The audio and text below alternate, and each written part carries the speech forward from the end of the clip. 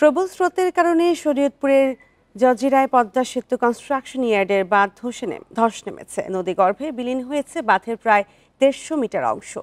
Bundle থাকলে প্রতি সেনমানিতে টাকা বাঁচবে। বিকাশ সেনমানি বান্ডেল কিনে জিতুন প্রতি লেনদেনে। সোমবার বিকেলে উপজেলার পূর্ব নওডোবার মঙ্গল মাছের ঘাট এলাকায় এই ভাঙন শুরু হয়।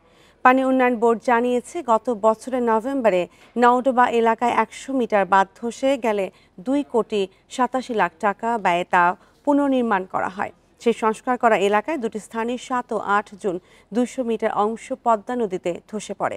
সোমবার বিকেলে একই স্থানে আবারও ভাঙন শুরু হয়। ভাঙনের কারণে মঙ্গল মাছের ঘাট বাজারের 5টি ব্যবসা প্রতিষ্ঠান, 2টি বসতঘর ও একটি কালভার্ট নদী গর্ভে বিলীন হয়েছে। বাঁধের পাশের অন্তত 20টি বাড়িঘর ও ব্যবসা প্রতিষ্ঠান সরিয়ে নিয়েছে স্থানীয়রা।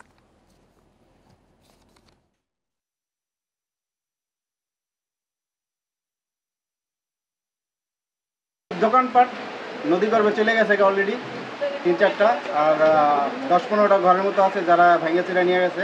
মাল সামান সব নদীতে নিয়ে যেতেছে। একটা মানুষ আমরা পরিচিতি কিভাবে বাঁচবো? বর্তমানও ভাঙন অব্যাহত আছে।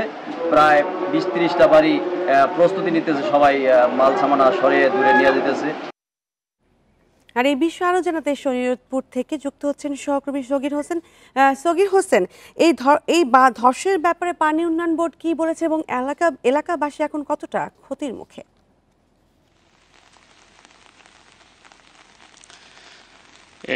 গতকাল 3:30টার দিকে ভাঙন শুরু হয়। পরে আমরা পানি উন্নয়ন বোর্ডের সাথে একাধিকবার কথা বলি। তিনি যেমনটা জানিয়েছেন যে ভাঙন অব্যাহত আছে, ভাঙন রোধে জিও ব্যাগ ফেলবে। রাতে জিও ব্যাগ ফেলতে পারেনি বৃষ্টির কারণে, আজ সকাল থেকে জিও ব্যাগ ফেলে ভাঙন রোধ করবে। তবে গতকাল থেকে আজ কিন্তু ভাঙনের তীব্রতা একটু কম।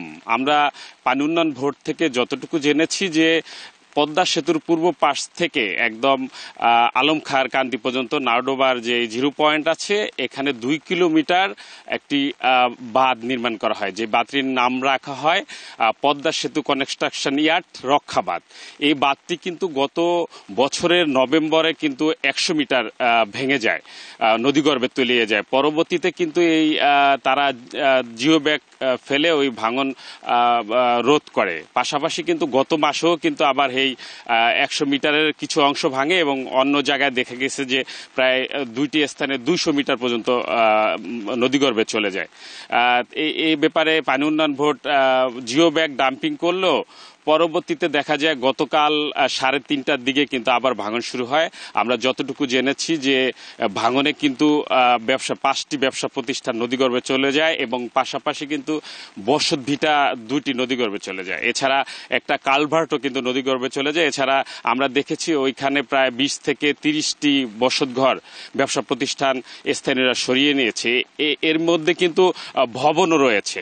পাশাপাশি তাদের সাথে আমরা কথা বলেছি যারা ভাঙনের শিকার হয়েছেন, তারা বলেছেন যে দ্রুত যদি ভাঙন রোধে ব্যবস্থা না নেয় পানি উন্নয়ন বোর্ড, তাহলে কিন্তু এই যে নাওডোবা ইউনিয়নটি রয়েছে, এই ইউনিয়নটি কিন্তু নদীগর্ভে চলে যাবে শীঘ্রই। এজন্য তাদের একটাই দাবি যে দ্রুত যেন ভাঙন রোধ করা এবং টেকসই যেন একটি বেড়িবাঁধ তৈরি করা হয় ওইখানে। এবং আমরা পানি উন্নয়ন বোর্ডের সাথে কথা বলেছি, তারা যেমনটা জানিয়েছেন যে এই ভাঙন রোধে কিছুক্ষণ পরেই তারা জিও ব্যাগ ডাম্পিং করবেন এবং ভাঙন রোধ করবেন, কিন্তু স্থায়ী বেড়িবাঁধের বিষয়ে তারা কিন্তু আমাদের কিছু জানাননি। আমরা দেখেছি ওইখান থেকে স্থানীয় যে লোকজন আছে এবং অন্য ইউনিয়ন থেকে লোক এসে কিন্তু এই যে বাড়িঘরগুলো সরিয়ে নিচ্ছে, সহযোগিতা করছে। আমরা দেখেছি যে উপজেলা প্রশাসন, জেলা প্রশাসন এবং পানি উন্নয়ন বোর্ডের কর্মকর্তারাও কিন্তু পরিদর্শন করেছেন। তো স্থানীয়দের যেই একটি দাবি যে স্থায়ী একটা বেড়িবাঁধ হোক এবং ভাঙন রোধে দ্রুত ব্যবস্থা নেওয়া হোক। এই ছিল ভাঙন নিয়ে সবশেষ। পদ্মা সেতু কনস্ট্রাকশন ইয়ার্ড বাঁধে ধস নেমেছে এবং সেই বিষয়ে জানাচ্ছিলেন সহকর্মী সগীর হোসেন।